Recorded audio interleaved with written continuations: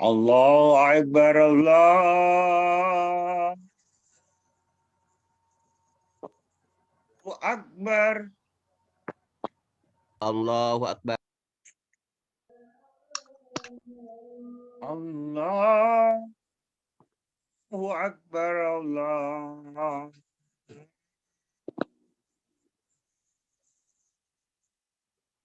Akbar.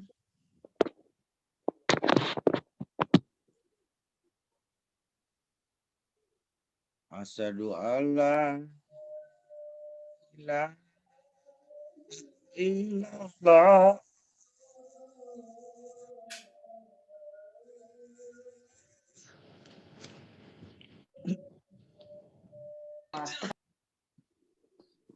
Asyhadu alla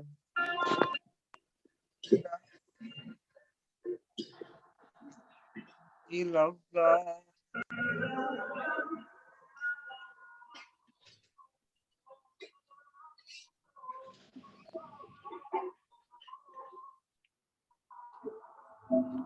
Asyhadu anna Muhammadar Rasulullah.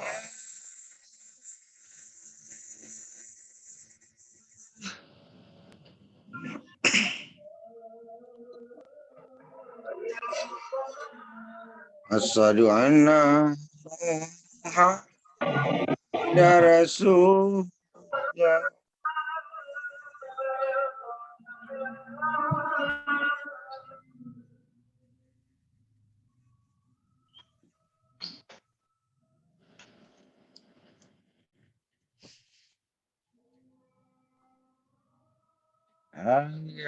Salam.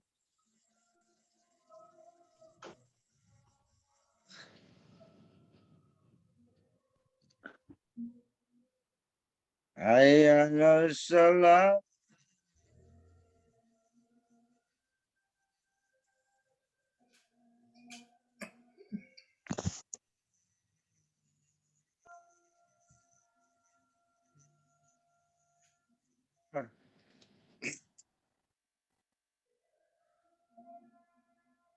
Hayya 'alal falah.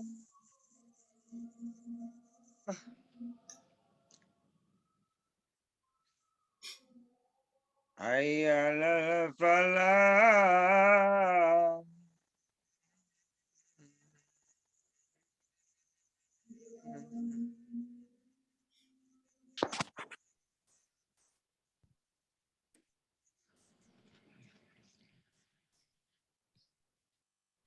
Allahu Akbar, Allahu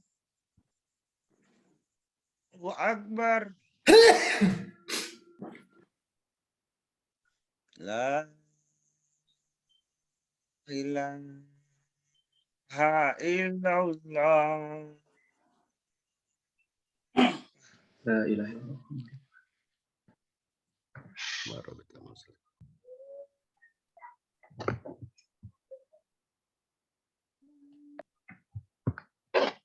Innal hamdalillah namahduhu wa nasta'inu wa nastaghfiru wa na'udzu billahi min syururi anfusina wa min sayyiatina amalina may yahdihillahu fala mudhillalah wa man yudhillahu fala hadiyalah. Asyhadu an la ilaha illallah wahdahu la syarikalah wa asyhadu anna Muhammadan abduhu wa rasuluh. Allahumma sholli ala sayyidina Muhammad wa ala ali sayyidina Muhammad. Amma ba'du. Ya ayyuhal hadirun, ittaqullah haqqa tuqatih wa la tamutunna illa wa antum muslimun. Innallaha wa malaikatahu shalluna 'alan nabi. Ya ayyuhalladzina amanu shallu 'alaihi wa sallimu taslima. Jamaah sidang Jumat yang dimuliakan oleh Allah Subhanahu wa taala. Alhamdulillah, segala puji hanya kepada Allah, Tuhan kita semesta alam. Salawat dan salam mari kita sampurkan atau kita sampaikan kepada seluruh para nabi dari mulai Nabi Adam hingga Nabi Muhammad SAW. Alhamdulillah kita sekarang masih diizinkan oleh Allah Subhanahu wa taala berada di dunia ini pada tanggal 2 Syawal 1442 Hijriah atau 14 Mei 2021. Hal ini dimaksudkan Allah untuk kita supaya senantiasa kita mengabdikan diri kepadanya, sebagaimana dalam firman Allah dalam Al-Quran surat Az-Zariyat ayat 56. A'udzubillahiminasyaitonirrajim.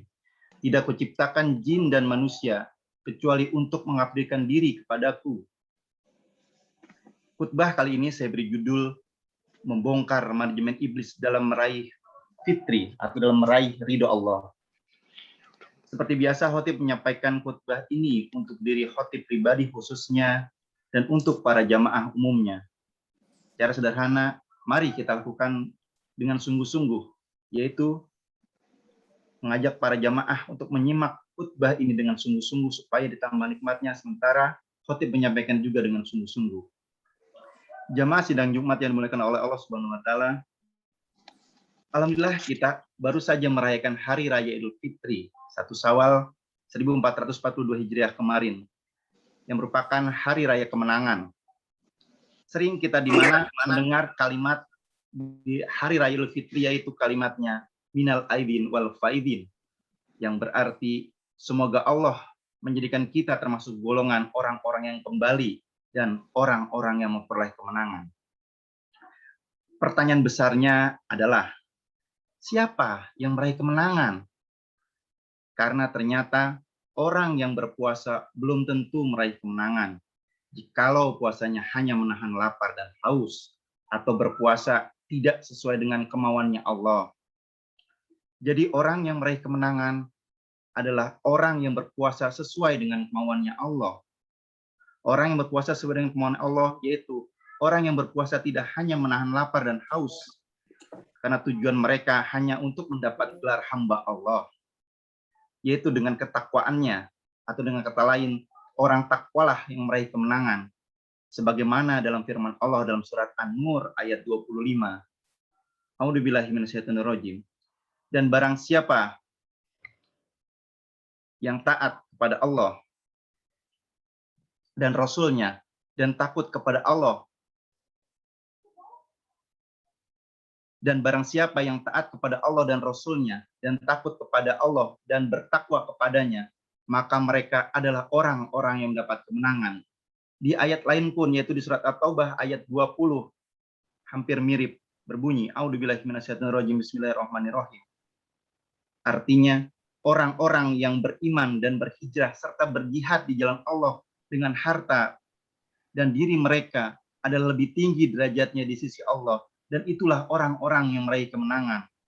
Sementara takwa itu sendiri Allah informasikan kepada kita dalam surat Al-Imran ayat 133 sampai 134, yaitu bersegeralah kepada ampunan dari Tuhanmu dan kepada surga yang luasnya seluas langit dan bumi yang disediakan untuk orang-orang yang bertakwa, yaitu orang-orang yang menafkahkan hartanya baik di lapang maupun sempit, orang-orang yang menahan amarahnya, memaafkan kesalahan orang lain, dan Allah menyukai orang-orang yang berbuat kebajikan. Jadi kita simpulkan bahwa orang-orang yang menang adalah orang-orang yang berpuasa sesuai dengan kemauannya Allah, yaitu tadi mengaplikasikan ketakwaannya. Jadi ada 5 item, yaitu yang pertama mohon ampun, kedua membelanjakan harta di jalan Allah baik di kala lapang ataupun di kala sempit, yang ketiga menahan amarah, 4 memaafkan kesalahan orang lain, serta 5 berbuat baik.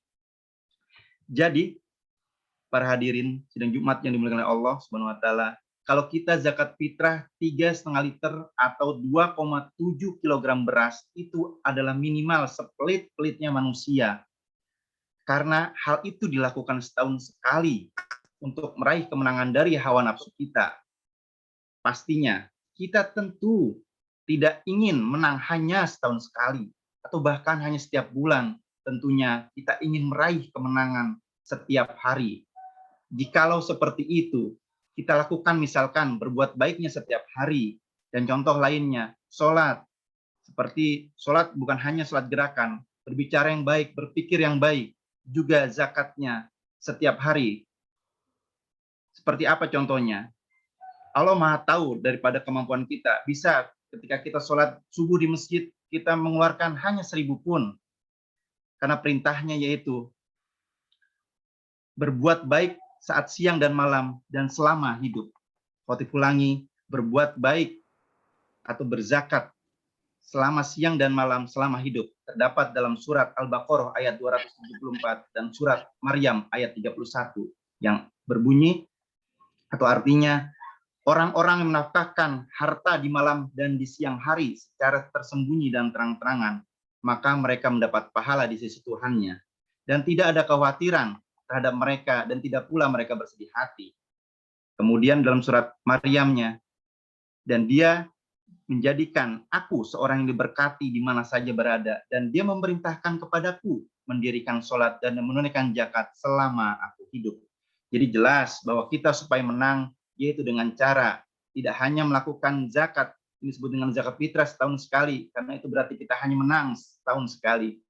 Tapi kita melakukan kebaikan, juga melakukan infak, baik di kala lapang atau sempit, dengan tadi contoh sederhananya, ketika kita sholat subuh di masjid, mengeluarkan uang hanya 1.000 kepada keropak atau kepada kotak amal masjid, karena bisa jadi kita wudhu di masjid, kita juga menikmati kebersihan daripada kebersihannya masjid, dan itu tidak didapat dengan gratis, tapi ada orang yang melakukannya, ada orang yang membersihkan, sudah sepatutnya kita mengeluarkan hanya minimal 1.000, itu pun tidak masalah, sesuai dengan kesanggupan kita. Jamaah sidang Jumat yang dimuliakan oleh Allah. Nah, selanjutnya terkait manajemen iblis dalam meraih fitri atau keridhaan Allah seperti apa. Kita harus mengenal sifat dan fitur, spesifikasi atau fasilitas iblis yang diberikan oleh Allah kepada iblis tersebut, yaitu ada 5. Yang pertama, ternyata iblis terkabul doanya. Kita lihat apa buktinya di surat As-Sad ayat 79-80. Iblis berkata, "Ya Tuhanku, beri tangguhlah aku sampai hari mereka dibangkitkan."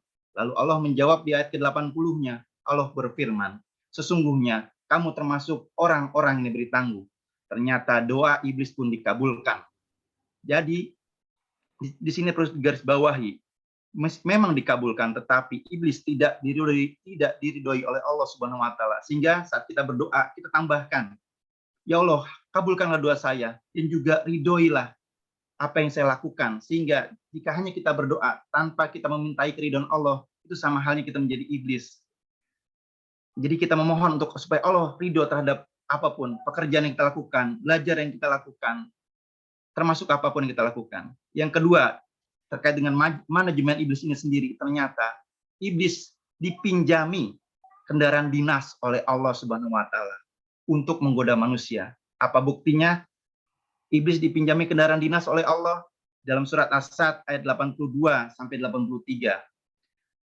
Berbunyi, iblis menjawab, "Demi kekuasaan engkau." Nah, berarti iblis dipinjami kendaraan dinas oleh Allah, dipinjami kekuasaan oleh Allah untuk menggoda manusia. Khotib izin melanjutkan, "Demi kekuasaan engkau, aku akan menyesatkan mereka semuanya, kecuali hamba-hambamu yang muflis di antara mereka." Kemudian ketiga, ternyata jumlah iblis lebih banyak dari manusia, tepatnya 5 kali lebih banyak. Itu terdapat dalam surat Ar-A'raf ayat 16-17. Kemudian manajemen yang keempat, yaitu ternyata iblis diajari tata cara untuk menggoda manusia. Buktinya kita lihat Allah menyampaikan dalam surat Al-Isra ayat 63-64. A'udzubillahi minasyaitonirrajim. Bismillahirrahmanirrahim. Tuhan berfirman, "Pergilah, barang siapa di antara mereka yang mengikuti kamu, maka sesungguhnya neraka jahanamlah adalah balasanmu semua, sebagai suatu pembalasan yang cukup." Kemudian di ayat ke-64-nya, dan tidak ada dijanjikan oleh setan kepadamu melainkan tipuan belaka. Sehingga yang pertama tadi, setan diajari tata cara menggoda manusia dengan cara disuruh pergi, kemudian disuruh menipu. Kita ditipu oleh setan. Kalau kita terbujuk, berarti kita mengikuti langkah-langkah setan. Kemudian yang kelima, manajemen iblis, ternyata Allah kirimkan pasukan kiriman, terdapat dalam surat Maryam ayat 83, yang berbunyi, "Tidakkah kamu melihat bahwasanya kami telah mengirimkan setan-setan itu kepada orang-orang kafir untuk menghasung atau menipu mereka supaya berbuat maksiat dengan sungguh-sungguh."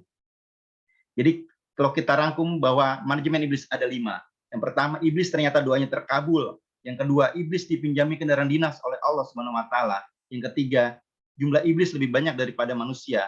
Yang keempat, iblis diajari tata cara menggoda manusia. Yang kelima, ternyata ada pasukan kiriman. Ternyata setan itu pastinya musuh yang nyata bagi manusia. Dan kita harus mengenali 10 kurang lebih karakter daripada iblis. Yang pertama, yaitu karakter iblis adalah sombong. Terdapat dalam surat As-Sad ayat 74. Kecuali iblis, dia menyombongkan diri dan dia adalah termasuk orang-orang yang kafir. Kemudian merasa diri lebih baik. Terdapat dalam surat As-Sad ayat 75 yang berbunyi, iblis berkata, aku lebih baik daripadanya karena engkau ciptakan aku dari api sedangkan dia engkau ciptakan dari tanah. Jamaah sidang Jumat yang dimuliakan oleh Allah. Jadi di antara kita bisa saja di saat Zoom ini merasa, saya bisa menyampaikan apa yang lebih baik disampaikan oleh khotib. Hati-hati, itulah benih-benih yang dimasukkan oleh iblis. Jadi saat kita menerima informasi dari siapapun, termasuk dari seorang pun anak kecil, jikalau bermanfaat, kita harus cek pada Al-Quran benar atau tidaknya. Hati-hati jikalau kita merasa seperti itu, itulah bisikan-bisikan daripada iblis, merasa dirinya lebih baik. Tadi yang pertama sombong, yang kedua merasa diri lebih baik. Kemudian yang ketiga adalah berselisih. Itu terdapat dalam surat dalam surat Al-Isra ayat ke-53. Dan katakanlah kepada hamba-hambaku, hendaklah mereka mengucapkan perkataan yang lebih baik. Sesungguhnya setan itu atau iblis itu menimbulkan perselisihan. Jadi kalau kita terpancing untuk berselisih, berarti kita terpancing untuk termasuk menjadi langkah-langkah setan. Keempat, pelit. Kemudian yang kelima, boros. Yang keenam, tidak suka menolong manusia. Apa buktinya? Dalam surat Al-Furqan ayat 29, sesungguhnya dia telah menyesatkan aku dari Al-Quran ketika Al-Quran itu telah datang kepadaku dan adalah setan itu enggan atau tidak mau menolong manusia. Jadi saat kita melihat teman atau siapapun kesulitan membawa buku, kita segera untuk membantunya. Kemudian kesulitan tetangga kita makan, kita segera mengirim makanan kepadanya. Ataupun siapapun dia dalam kesulitan, hati kita pasti akan tergerak. Cuman badan kita atau raga kita mau atau tidak untuk melangkahnya. Kemudian ketujuh, memandang baik perbuatan maksiat. Yang kedelapan, mengajak untuk berbuat keji dan mungkar. Kesembilan, ternyata iblis itu lempar batu sembunyi tangan. Dan kelima, membangkitkan angan-angan kosong. Ternyata setan itu ada dari jenis manusia. Disinilah kesimpulan utamanya. Dan demikianlah dalam surat Al-An'am ayat 112. Dan demikianlah kami jadikan bagi tiap-tiap nabi itu musuh, yaitu setan-setan dari jenis manusia dan jin. Sebagian mereka membisikkan kepada sebagian yang lain perkataan-perkataan yang indah-indah untuk menipu manusia. Jikalau Tuhanmu menghendaki, niscaya mereka tidak mengerjakannya. Maka tinggalkanlah mereka dan apa yang mereka ada-adakan. Bagaimana kiatnya? Mari kita simak info dari Allah dalam 3 ayat berikut. Bagaimana kiat-kiat untuk menghindarinya? Yang pertama, dalam surat Al-Fusilat ayat 36. Jika setan mengganggumu dengan suatu gangguan, maka mohonlah perlindungan kepada Allah. Sesungguhnya dialah Maha mendengar, Maha mengetahui. Kemudian ayat keduanya dalam surat ke-16 ayat 98. Apabila kamu membaca Al-Quran, hendaklah kamu memohon perlindungan. Membaca kitab yang suci pun kita diminta untuk memohon perlindungan oleh Allah Subhanahu wa taala. Termasuk kita ketika membaca WhatsApp, termasuk kita membaca buku ataupun dalam keadaan apapun. Kemudian ayat ketiganya dalam surat ke-22 ayat ke-52. Dan tidaklah kami mengutus sebelum kamu seorang rasul pun, dan tidak pula seorang nabi, melainkan apabila ia mempunyai suatu keinginan, setan pun memasukin godaan-godaan. Jamaah sidang Jumat yang dimuliakan oleh Allah. Keinginan itu terjadi mulai kapan? Jawabannya adalah saat kita mulai bangun tidur. Jadi pastikan ketika kita bangun tidur, kalimat yang kita ucapkan pertama adalah ta'awuz. A'udzubillahi minasyaitonirrajim. Karena pasti kita bangun tidur ada rasa keinginan, entah itu memegang handphone, entah itu melakukan sholat malam, entah itu melakukan sholat subuh, dan entah itu lakukan sholat apapun yang lainnya. Sehingga kiatnya adalah kita berta'awuz yang pertama. Selain tadi, kita melaksanakan ketakwaan yang 5 tadi, yaitu memohon ampun, bersedekah bagi lapang ataupun sempit, menahan amarah, memaafkan kesalahan orang lain, serta berbuat kebaikan. Semoga Allah mengampuni dosa-dosa kita yang telah lalu. Semoga Allah senantiasa menuntun kita kepada jalan yang lurus, ihdinas shiratal mustaqim. Semoga Allah juga mengampuni kesalahan daripada ibunda dan ayahanda kita, juga mengampuni kesalahan dari saudara-saudara kita, guru-guru kita, teman-teman kita, muslimin dan muslimat, baik yang masih hidup atau belum meninggal. Barakallahu li wa lakum fil Qur'anil azim wa nafa'ani wa iyyakum bima fahmihi minal ayati wa dzikril hakim wa taqabbalallahu minna wa minkum tilawatahu innahu wasamiul alim. Aqulu qouli hadza wastaghfiruhu innahu huwal ghafurur rahim.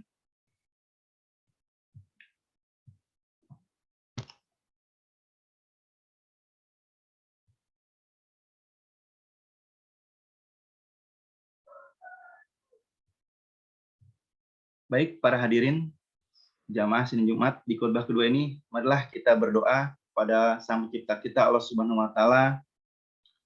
Semoga tadi Allah mengampuni semua dosa-dosa kita, semua kehilafan kita karena manusia tempatnya salah. Semoga Allah juga senantiasa memberikan ridhonya kepada perbuatan baik yang kita lakukan. Karena percuma kita melakukan perbuatan baik, tetapi Allah tidak meridhoinya. Ya Allah, Engkaulah yang Tuhan kami, hanya kepadamu lah kami meminta. Ampunilah semua dosa-dosa kami, ampunilah semua dosa ibunda kami, ya Allah. Mereka telah mengandung kami 9 bulan, bertaruh nyawa dalam melahirkan kami. Ampuni juga dosa daripada ayahanda kami. Ya Allah, ampuni kesalahan daripada saudara-saudara kami, ampuni kesalahan guru-guru kami, ampuni kesalahan daripada teman-teman kami, ampuni kesalahan istri-istri kami, ampuni kesalahan dari muslimin muslimat, baik manusia hidup atau meninggal. Allahumma sholli ala sayyidina Muhammad wa ala sayyidina Muhammad. Alhamdulillahirabbil alamin. Allahumma ighfir lil muslimin wal muslimat wal mu'minina wal mu'minat innaka sami'ul qaribul mujibud da'wat. Rabbana dolamna anfusana wa ilam taghfir lana wa tarhamna lanakunanna minal khosirin. Rabbana atina fid dunya hasanatan wa fil akhirati hasanatan wa qina azabannar. Walhamdulillahirabbil alamin. Ibadallah, innallaha ya'muru bil adli wal ihsani wa ita'i di qurba wahya anil fahsai wal munkar wal bahyi ya'izkum wa la'allakum tadhakkarun fadzkurullahil azim yadzkurkum waskuruhu ala nikmati yazidkum wa ladikullahi akbar. Aqimus shalah.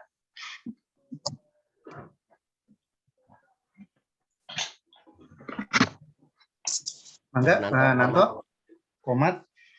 Yang ngobrolnya ya sambil bercanda ria, sambil apa aja, kita bisa bermusyawarah sambil isi mengisi. Ternyata ada 10 ya.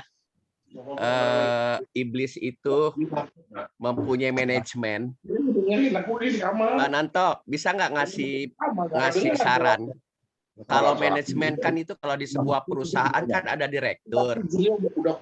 Nah, lalu si iblis punya manajemen. Kira-kira direktur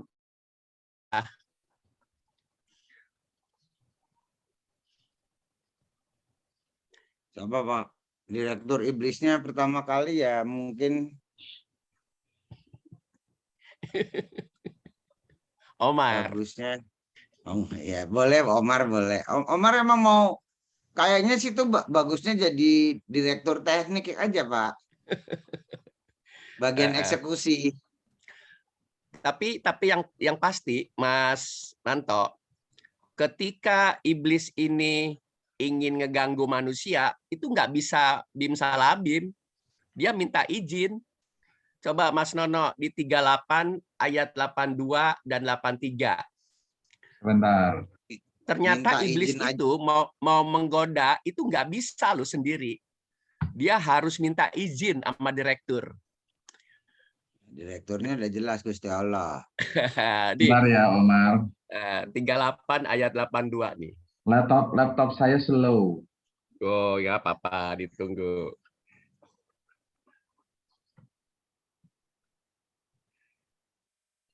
Surat pada apakah? 38 ayat 82.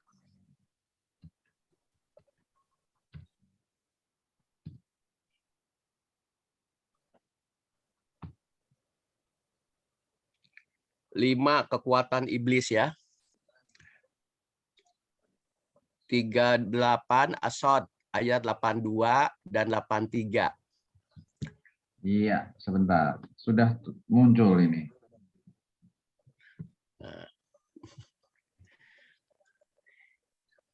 Belum. Kalau Mas Nanto tuh pakai apa sih, laptop apa pakai handphone? Saya pakai laptop. Iya dong, diinstal dong Qurannya biar celak-celak-celak Sebentar muncul. Pak Omar. Soalnya laptop saya ini benar-benar baru keluar dari dus, jadi baru.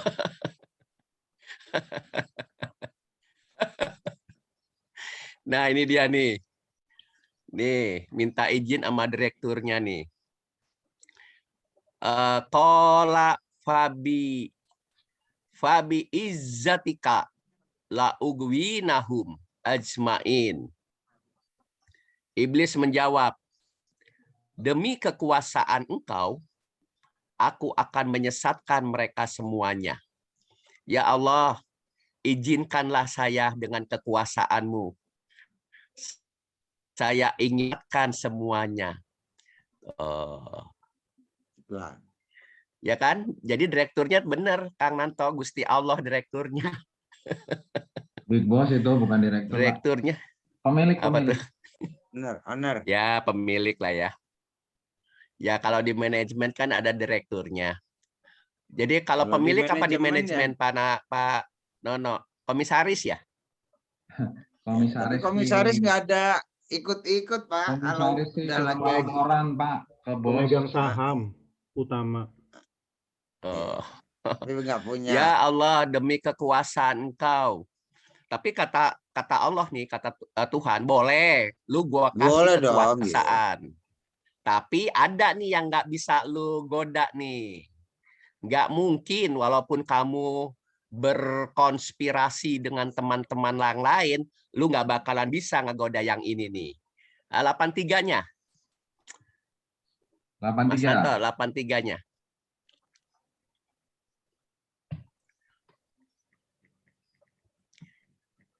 Illa ibadaka minhumul mukhlasin. Sesungguhnya ibadaka, pengabdi. Kecuali hamba-hambamu yang mukhlis di antara mereka. Yang mukhlis, Mas Nanto, bukan yang namanya mukhlis, Mas Nanto, bukan. Ya, bukan. Yang mukhlis, bukan Pak Mukhlis ya, bukan. Bukan. Tapi kalau Oke, Mas itu Nanto kasih. orangnya ikhlas, mukhlis, itu setan model gimana pun nggak bisa godain Mas Nanto. Gitu. Saya Tapi- biasanya malah godain setannya Pak. Gimana caranya? Hah? Kita Caranya ajak gimana? untuk digoda untuk ikut Jumatan. Itu Gitu, kan kalau Bapak. diajak positif merasa digoda Pak. Oh gitu ya. Iya. Jadi mukhlis. Jadi orang mukhlis itu yang kayak gimana, Mas Nanto? Bapak Ibu, tolong bantu saya dong ciri orang yang mukhlis itu gimana nih? Mas Arman kali ini bisa bantu nih. Apakah yang kayak Mas Nanto tuh yang pipinya penuh rambut, mukhlis? Apakah seperti Mas Nanto tuh yang bewokan gitu, mukhlis? Mas Nono, si yang sebut mukhlis tuh model kayak gimana tuh? Atau yang rajin sembahyang atau yang gimana? Matanya pakai gamis ya? Mas Arman, Mas Armannya orang Ya, suka diem baik. aja. Omar. Ya, kalau menurut saya muhlis itu tercermin daripada laku hidup, Omar ya. Iya, contohnya. Ya, kita ini melakukan atau melaksanakan apa yang diperintahkan oleh Tuhan. Iya, hebat. Gariskan di dalam Al-Quran ya. Tapi kan yang lebih penting itu output. Ya, outputnya itu yang paling penting itu. Jadi artinya menilai seseorang itu muhlis atau belum lihat dari outputnya. Iya. Ya, dalam berperilaku atau dalam menjalankan laku hidup sehari-hari. terutama dalam berinteraksi sosial sesama manusia dan pada umumnya semua makhluk. Itu kalau menurut saya, Omar, gitu ya. Wah, hebat. Ini Jumat depan harus buat tema nih, Pak Arman ya, khotib ya Pak Arman. Janganlah Omar aja lah. Tapi kalau ini sidang Jumat ini ada yang berminat untuk menyampaikan materinya, bisa jadi Boleh masukan sih. buat masukan Pak, supaya jadi berdasarkan popular demand gitu, kira-kira tema apa aja yang Wah, dikehendaki. cakep. Boleh tuh. Bisa jadi masukan kan Pak, Ya. Pak Margi. Iya, benar-benar. Jadi silakan aja Tema, disampaikan ke Pak Margiono atau materinya, saya ya kan? atau ke Mas Nanto atau ke Mas Didi gitu. Oke, Ya. bagus, ide bagus. Nah, Mukhlis nggak sederhana. Tetangga saya namanya Mukhlis, tapi bengal sifatnya itu. Muklis sama takwa, orang yang muklis sama orang yang bertakwa sama nggak, Omar? Di antara yang mukhlis nih ya, di antara yang mukhlis. Sebentar, kalau derajatnya sih, mukhlis paling tinggi, Pak. Gitu ya. Mukhlis paling tinggi. Kalau dia mati itu cum laude ya, Pak. Oke. Tipe cum laude ya kalau mukhlis. Satu strata di bawah takwa. Ciri orang yang mukhlis 76 ayat 9. 769 sebentar. Nah, masih 26 nih, masih semangat nih. 76 ayat 9. Ayat 9. Apa 79 ayat 6? Coba aja dibuka aja deh. 76 ayat 9 coba. Di antara yang mukhlis. 76 ayat 9. Al-Insan bukan? Iya, betul.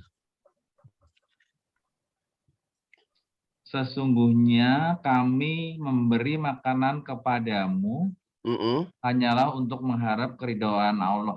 Kami tidak menghendaki balasan. Itu bukan? Iya, betul. Coba bisa.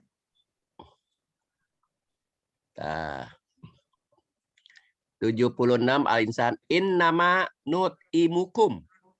Sesungguhnya nut'imukum liwajhillahi la nuridu minkum jazaan wala syukuro. Sesungguhnya nih orang yang mukhlis nih, kami memberi makanan ini perumpamaan apapun. Memberikan cinta juga. Mas Nanto memberikan cinta sama istrinya ikhlas enggak? Nah, itu contoh. Tapi kalau Mas Nanto selingkuh, itu namanya enggak ikhlas. Iyalah. Ada Bu Pipi enggak? Ikhlas, ikhlas. Kepada selingkuhan ikhlas. Sesungguhnya kami memberi makanan kepadamu hanyalah untuk mengharapkan keridhaan Allah. Jadi kalau mengharap di luar keridhaan Allah, itu tidak ikhlas. Dan kami tidak menghendaki balasan dari kamu dan tidak pula ucapan terima kasih. Kan ada nih ya Pak Dadi, orang yang ngasih. Wah, setan nih orang nih, gue udah kasih nih. Belagu lagi, udah nggak bilang terima kasih, sifatnya belagu lagi lu. Nah, itu ciri yang tidak mukhlis, Mas Nono. Iya, iya. Nah, atau ada gerendeng dikit. Kualitas ikhlas ini luar biasa dan bisa menghasilkan petunjuk, Mas Nono. Kualitas mukhlis, orang yang mukhlis ketika memberikan sesuatu akan menjadi petunjuk. 36 ayat 21. 36 ayat 21. Nah.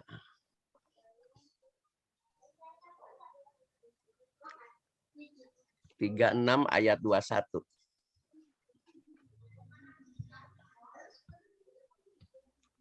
Yang lain juga Bapak, boleh Pak ya ditanya Pak, dipotong langsung Pak. Di itu aja Pak, dipotong Pak omongan saya Pak. Tidak minta imbalan ya. 36 ayat 21 munculkan dulu. Tidak ada pamrih ya, Maman. Iya, nggak betul. pamrih. Nih kata Pak Arman tadi, lakunya diwujudkan dalam outputnya.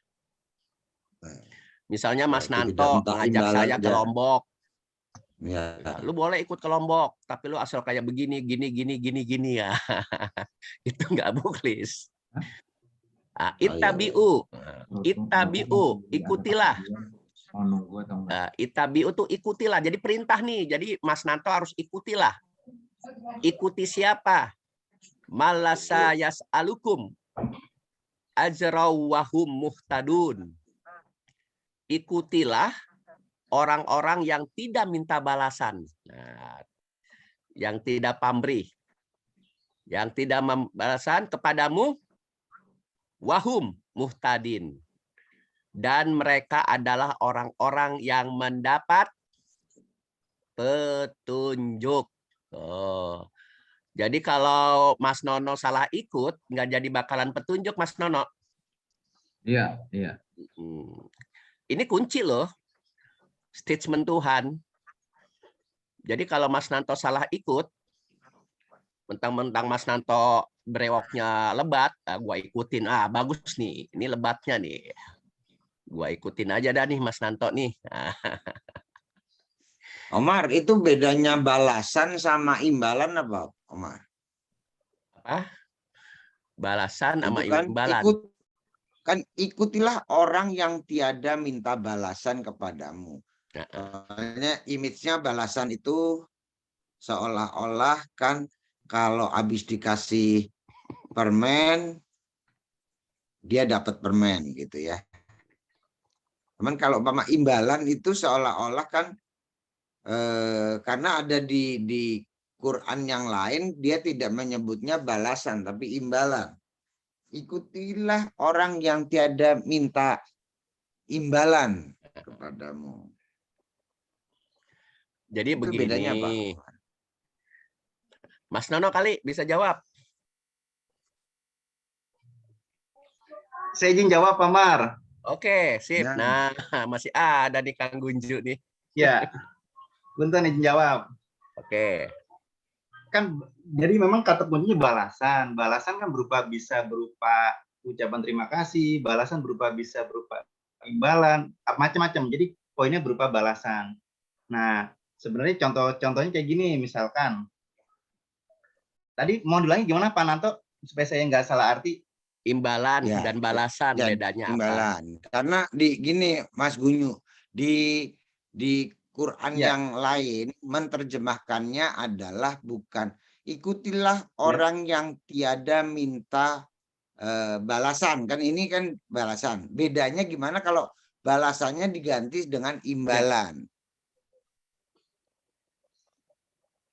Oh iya betul ya. Di saya pun demikian. Ikutilah orang yang tidak minta imbalan kepadamu. Jadi di sini itu apa ya? Di sini bisa dibilang tuh kayak lebih rinci lagi ya, kayak pada upah misalkan kayak gitu kan. Jadi ada imbalan tuh iming-iming gitu, pamrih lah, nah gitu. Kalau diganti kayak gitu. Atau kalau contoh konkretnya gini, benar kata Pak Mar juga, dan ini hukum Allah juga, gitu. Secara Allah menunjukkan kepada kita. Sebenarnya contoh konkretnya gini, nanya aja nggak boleh nih, apalagi minta. Contoh misalkan Mas Kunju, tolong isi sesuatu ceramah lah di tempat A misalkan. Terus saya nanya, transportnya ada nggak? Nah, saya nanya kayak gitu aja nggak boleh tuh. Saya nanya transportnya ada nggak? Gitu. Saya baru nanya aja nggak boleh. Mar. Kayak gitu maksudnya. Nanya aja nggak boleh, apalagi sampai minta. Nah, jadi sehingga batal nanti petunjuk-petunjuknya tuh. Gitu intinya. Jadi balasan itu poin penting bisa berupa ucapan terima kasih, bisa berupa imbalan. Jadi kayak sinonim gitu, Pak Nanto, intinya kayak gitu. Jadi gini, Mas Gunju gini. Ini Omar nih, disuruh sama Mas Nanto. Siap. Mar, lu ke rumah gua, Mar. Siap. Ngapain? Banget senior gua panggil Mar. Ngapain? Lu pimpin doa nih. Kenapa? Gua lagi dapat rezeki nih. Lu pimpin doa nih ya.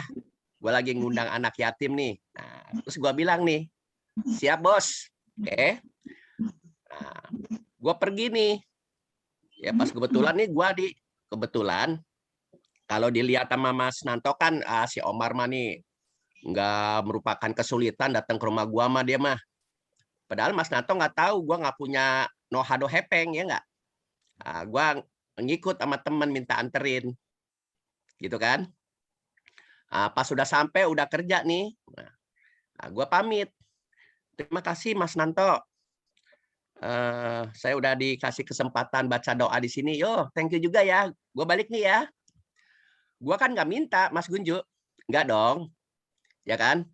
Nah, gue pulang dah jalan kaki. Nah, Mas Nanto itu yang namanya nggak waras gitu, Mas Gunju. Benar ya? Nah, Mas. Nah, satu. Yang kedua, sikap hati saya, Mas Nanto. Ketika sikap hati saya tidak pasrah, nah jadi kualitas keikhlasan saya berkurang. Nah, jadi ada kaitannya dengan sikap hati. Saya pernah nih, Mas Gunju, nggak apa-apa ya di dalam forum ini ya saya sampaikan. Mas Nanto, masih ada Mas Nanto? Lo celingak-celinguk ngapain sih? Benerin korden, Pak. Benerin korden.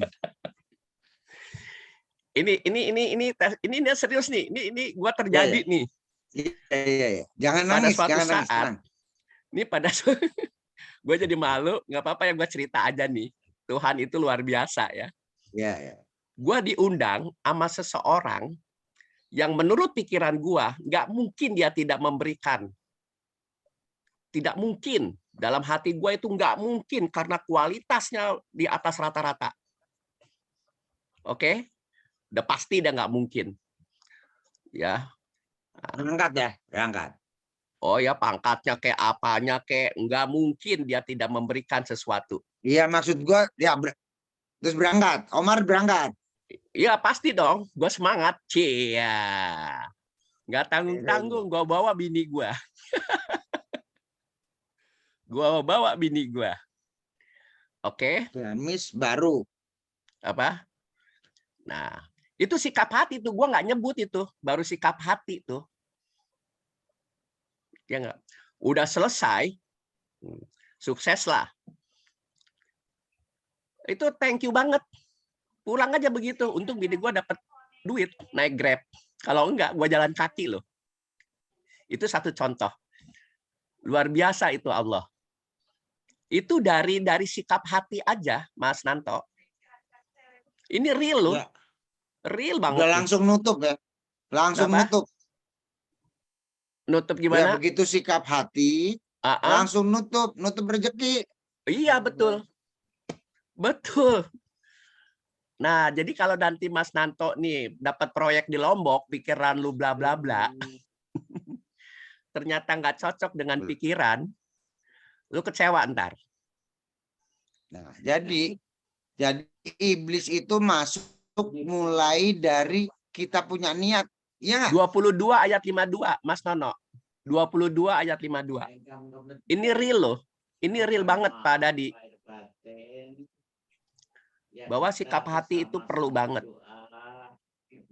22 ayat. Sambil nunggu Pak Nono buka, saya izin nambahin Pak Mar. Oke. Ya, jadi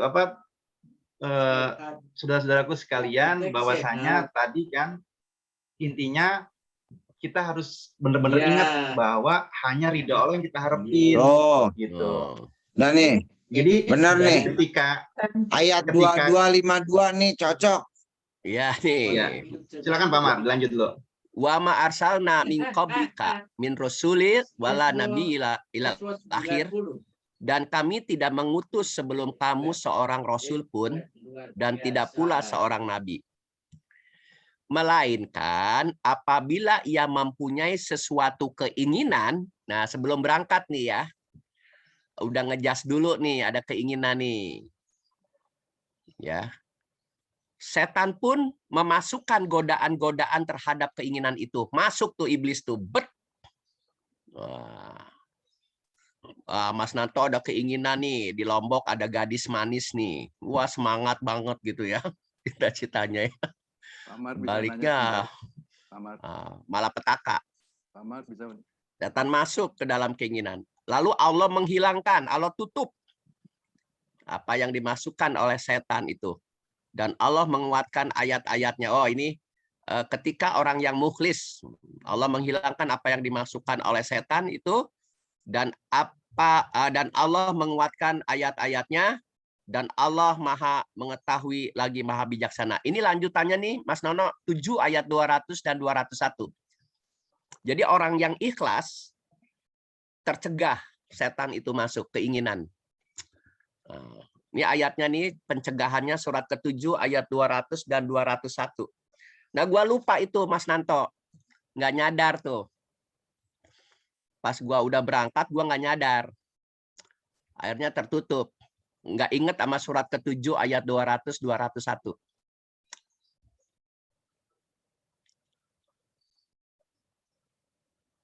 Udah muncul? Belum ya? Baca Mas Nanto kalau ada Qur'annya. Moodnya dong, moodnya. Dan jika setan datang menggodamu, maka berlindunglah. A'udzubillahi minasyaitonirrajim. Nah, gua lupa tuh. Nah, kan udah dikasih tahu Mas Gunyu tadi, begitu bangun tidur suruh ta'uz. Ya gua lupa, gua pikirin materi. Gua pikirin materi, gua mikirin PowerPoint. Gua mikirin pakaian gua apa, pakaian gua harus gimana. Harus matching sama istri, ya nggak? Iya, apalagi sama bini gua ajaknya nggak. Gua kan harus profile dong. Tapi ini harus berhati-hati banget ya di dalam pekerjaan, di dalam iya, betul. Di dalam sekolah. Kita kan harus punya ambisi. Tapi ada potensi setiap ambisi kita ini dimuati oleh setan. Bahkan jangankan pekerjaan dan kehidupan sehari-hari, dalam mencari Tuhan, betul. Kalau kita terlalu berambisi, yang ketemu bukan Tuhan, yang ketemu setan. Hantu. Iya. Bukan Tuhan, tapi hantu ya dibalik. Iya, hantu. Saya sudah banyak melihat teman-teman yang mencari Tuhan dengan penuh ambisi. Ya. Yang ada terseok-seok. Dan jika kamu ditimpa sesuatu godaan setan, maka berlindunglah kepada Allah. Ini mah kagak. Lupa gua ditutup dah tuh, nggak baca tahu lagi. Ah, terus 201-nya. 201-nya juga ngomong begitu ya nggak? Ayo Mas Tanto sambil dibaca. Bentar. Sesungguhnya orang-orang yang bertakwa bila mereka ditimpa was-was dari setan, mereka ingat kepada Allah. Maka ketika itu juga mereka melihat kesalahan-kesalahannya. Nah, orang yang bertakwa masih diganggu nggak, Mas Nanto? Masih. Jadi levelnya masih di bawah mukhlis. Di bawah mukhlis ya. Di bawah mukhlis. Mereka ingat kepada Allah, ingat sama Allah bukan ingat nyebut Allahu Akbar, enggak, hanya itu, ingat sama ya ayat-ayat lain. Ingat sama ayat-ayat yang lain. Gitu, ingat sama perintah-perintah yang lain. Maka ketika itu juga yang bertakwa ya. Nah, kita dikasih tahu nih kesalahannya nih. Oh, gua ternyata tadi salah. Baru a'udzubillahi minasyaitonirrajim. Ini namanya belum kejedot. Yang banyak udah kejedot, kepentok, baru ingat. Udah diperban, baru ingat. Gitu loh. Iya. Dan umumnya udah kejedot, baru ingat. Itu banyak yang saya pribadi yang selalu seperti itu. Kejedot, baru ingat. Itulah, saya harus selalu ingat. Luar biasa nih Al-Baqarah 152. Mas Nanto, Mas Nono, Al-Baqarah 152. Udah bilang. Kasih aja. 152. 115. Al-Baqarah ayat 152. Ayo Mas Nanto, boleh. Jika ingat belum. Surat berapa? 152. Al-Baqarah pas. Maka ingatlah kepadaku. Aku pun akan ingat kepadamu. Kurang lebih gitu ya. Iya, jadi kalau lu nggak ingat sama Tuhan, maka yang ingat siapa? Setan. Nah ini nih, Nanto lagi nggak ingat sama Tuhan ini nih. Gue masuk dan nih, jelas. Ya. Blek aja deh. Peduli mau uang rakyat kayak, mau bini tetangga kayak, hajar aja pokoknya. Nah. Mungkin Omar nambahin dikit Omar ya. Oke, good. Sampai Cie. Maksud realitanya mungkin ya kembali kepada kesadaran ya. Manakala orang ya melakukan hal-hal yang kurang terpuji, ya pada saat itu mungkin kesadarannya masih berada di titik bawah, ya kan. Makanya ingat kepada Allah itu cepat kembalikan kesadaran itu, gitu kan. Ya, mantap. Jadi bahwa perbuatan yang dilakukan itu ya tidak baik, ya kan. Nah, karena begini Omar, yang manusia itu kan tempatnya salah. Iya. Siapapun dia pasti melakukan kesalahan. Iya, pasti. Dalam hidup ini ya. Tapi yang paling beruntung itu ya kata istilah Jawa itu eling lan waspodo. Artinya cepat menyadari kesalahan yang dilakukan itu, gitu kan. Sehingga tetap ya berada di kembali lagi ke rel semula, gitu kan. Kalau saya memahaminya seperti itu Omar, itu kan. Nah, yang kedua tadi tidak mendapat balasan ya. Nah, kalau menurut saya ya Allah itu sendiri bekerja sudah sesuai mekanismenya, ya kan. Artinya ya istilah peribahasa, apa yang ditanam itulah yang akan dituai, gitu kan. Jadi tidak perlu kita berharap saya umpamanya berbuat sesuatu hanya ridho Allah. Berharap minta imbalan, kalau saya ngasih ini nanti saya dikasih sekian lagi, sebetulnya tidak perlu kalau kita memahami ini. Artinya ya sesuai mekanismenya aja. Anda berbuat seperti ini nanti balasannya seperti ini, sudah pasti itu. Gitu aja kira-kira Omar. Mantap. Ini omongan Pak Arman ini Quran ini. Kenapa manusia tempat salah? Tapi ada yang nggak tempat salah. 15 ayat 39 dan 40. Memang manusia itu tempat salah. Makanya kita harus di atas rata-rata manusia. 15 ayat 39 dan 40. Karena manusia itu tempat salah tuh ini nih masalahnya nih. Luar biasa ya ayat-ayat Allah ya, Mas Nanto ya. Amat luar biasa. 15 ayat 39. A'udzubillahi minasyaitonirrajim. Bismillahirrahmanirrahim. Ya, iblis berkata. Tahan, siapa yang berkata? Iblis. Ayo terusin iblis. Ya, siap. Ya, siap malaikat, siap malaikat. Tak kuda kamu. Siap. Sorry ya Tuhanku, oleh sebab Engkau telah memutuskan bahwa aku sesat, pasti aku akan menjadikan mereka memandang baik perbuatan maksiat di muka bumi.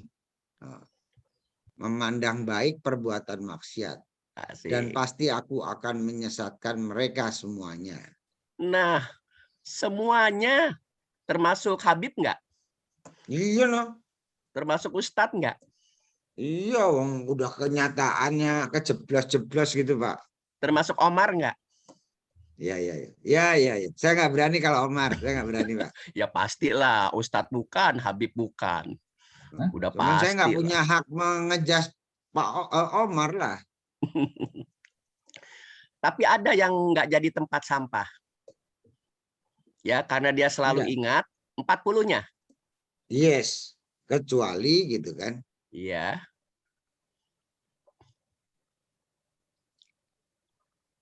Kecuali hamba-hamba Engkau yang muklis.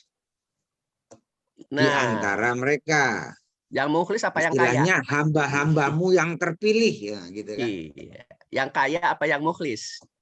Yang terpilih, Pak. Yang terpilih. Semuanya.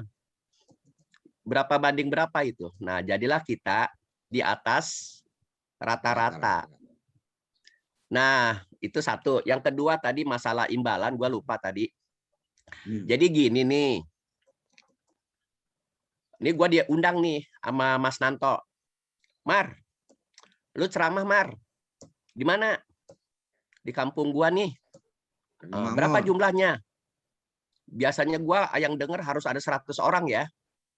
Hanya 10 orang ya, gua ogah. Nah, kayak begitu tuh, itu juga imbalan. Ya, yang datang cuma 2, yang punya rumah sama yang jaga rumah, ya enggak? Nah di situ tuh tidak akan menjadi petunjuk. Itu satu, imbalan juga, balasan minta orang banyak. Terus gini lagi nih, Mas Nanto. Lu celingak-celinguk lihat apa sih Mas Nanto? Lihat bidadari lewat. Tuh, lihat bidadarinya lewat, Mar. Tuh, lihat. Mau lihat, Mar? Mana? Gua biasa. Mana dia? Mana dia gua lihat? Kepo ah. Nah, atau gini nih. Gua mau ini nih, mau ceramah di Bos Nanto. Nah, terus gua pilih-pilih pakaian. Gua ada niat unsur sengaja biar gua tampil keren, sebuah niat. Tanda kutip ya, maksud gua ya. Seperti Nabi Muhammad ketika ada orang buta itu ingin minta penjelasan di nggak begitu peduli, jadi Nabi Muhammad memilih orang yang lebih tinggi dari orang yang tadi itu, maka turun surat Abasa, ingat ya. Nah saya melakukan hal-hal yang seperti tadi di hatiku dengan harapan biar Mas Nanto nanti kalau ngelihat gua kepelet gitu loh, kepencut gitu kan. Gue harus rapih nih. Paling enggak Mas Nanto cium tangan sama gue. Ya. Paling enggak dia cium tangan sama gue. Nah, pas gue datang, gue dicium-cium. Bau azar aswad ya? Apa? Baunya azar aswad. Nah itu juga balasan. Jadi benar Mas Arman, tergantung sikap hati. Sikap hati itu akan mempengaruhi terhadap apa yang kita lakukan.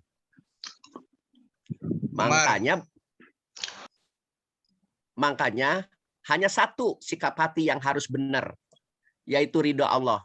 Al-Baqarah 207. Al-Baqarah 207. Wih, ini ayat-ayat Al-Quran. Mas Januar, bantu Mas Januar nih. Alhamdulillah nih ada Bos Jan nih. Terusin Mas. Ini loh Mas Januar nih ngebicarain ciri orang yang ikhlas itu yang mukhlis. Nah, tadi iblis sudah lewat. Ini satu ayat dulu nih. Ya, tuh ayo Mas Januar. Kemana aja nih Mas Januar? Lanjut Umar, Mas Januar dulu deh. Bisa menyela sebentar Umar? Boleh.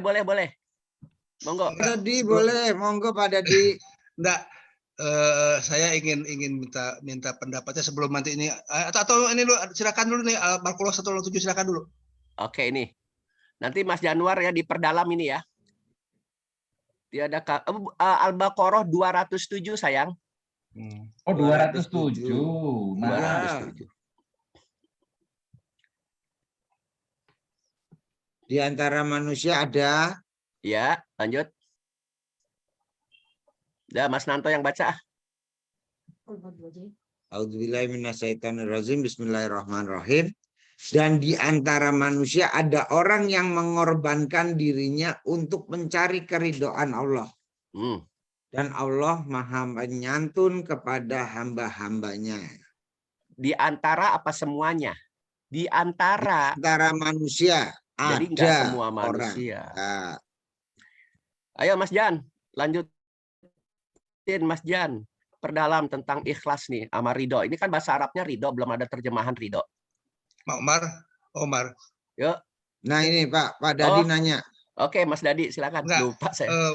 Bagaimana misalnya dengan seseorang yang ingin berpenampilan menarik, baik, agar mendapatkan penghargaan dari orang lain, saya harus punya performa yang baik dengan pakai jas macam-macam biar orang menghargai saya. Apakah itu juga masuk dalam tadi itu semacam mengharapkan sesuatu ya itu? Apa gimana itu? Kalau saya enggak, itu kan etika. Kan sikap hati ini dalam etika. Maksudnya tidak berlebih-lebihan. Ya, ya, ya, ya. Kalau yang berlebih-lebihan itu maksudnya. Ya, ya, ya. Mas Terima kasih, Jan, Omar. sama-sama. Mas Jan. Saya dengerin aja Omar. Sambil Jangan masih dong. istirahat ini. Oh, baru ya? Iya. Oke. Terusin aja. Oke. Jadi gitu, kadang-kadang kita Cepat lupa. sehat, Jan. Kadang-kadang kita lupa ya Mas Nanto ya. Tapi kadang-kadang berlebihan ini. Gua sangat beda. Ketemu sama mertua, sama ketemu sama semua orang tuh beda. Calon mertua beda. Ada unsur. Sama pejabat. Ya. Pokoknya niat. Biniat. Al-amalu biniat. Memang niat itu penting. Sikap hati istilahnya mah. Di antara mereka ada yang mengorbankan itu banyak loh Mas Nanto. Mengorbankan waktu, tenaga, jiwa, harga, semua itu hanya mengharap ridho Allah. Persoalannya, kenapa sih mengharap ridho? Karena ada yang namanya ridho juga tapi nggak diridhoi, Pak. Ya. 9 ayat 72. 9 ayat 72. Namanya ridho tapi tidak diridhoi, kan ironis. Kenapa harus mengharap ridho? Tidak mengharap surga, tidak mengharap pahala. Wih, masih tetap nih 26. Mas Nanto bacain.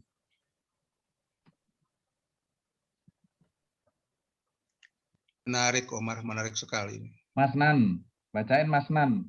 Ya, Mas Nan, wih, cakep Mas Nan.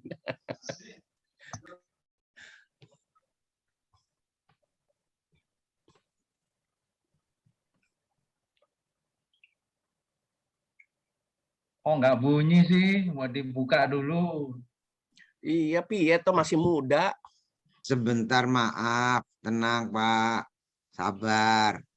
Orang tuh kalau sabar, kasih Sayang Tuhan, gitu. Ya, baru mau kasih zoom aja wis emosi, sabar. Nggih. Aku bukan Allah menjanjikan kepada orang-orang mukmin, laki-laki dan perempuan, akan mendapat surga yang mengalir di bawahnya sungai-sungai. Mereka kekal di dalamnya dan mendapat tempat yang baik di surga Adnan. Dan keridhaan Allah lebih besar dari itu. Itulah kemenangan yang agung. Jadi kalau dapat ridho, surga ada nggak di dalamnya? Terus termasuk. Ada. Sungai ada nggak di dalamnya? Ada. Dapat surga, belum tentu ada ridho di dalamnya. Betul. Nah, Aduh. Pinter Omar. dapat rumah tapi nggak ada isinya, Pak. Nah, dapat rumah lengkap sama isinya plus bidadari. Bidadari meneh. Iya. Dapat istana tapi lengkap sama peralatan rumahnya. Maka itu lebih baik dapat istana atau dapat yang punya istana, iya toh? Yang punya istana dong. Cocok. Nah, itulah banyak ustadz bentar-bentar pahala, tidak salah. Cuman belum tentu diridhoi. Nah, gitu Pak Dadi. Ya, makanya kalau dapat mertua ngeridoin anaknya buat kita, semuanya dikasih, rumah mertuanya, tanah mertuanya, harta mertuanya, kan asik. Ya nggak Mas Nanto? Amin, amin, amin. Nah, gitu.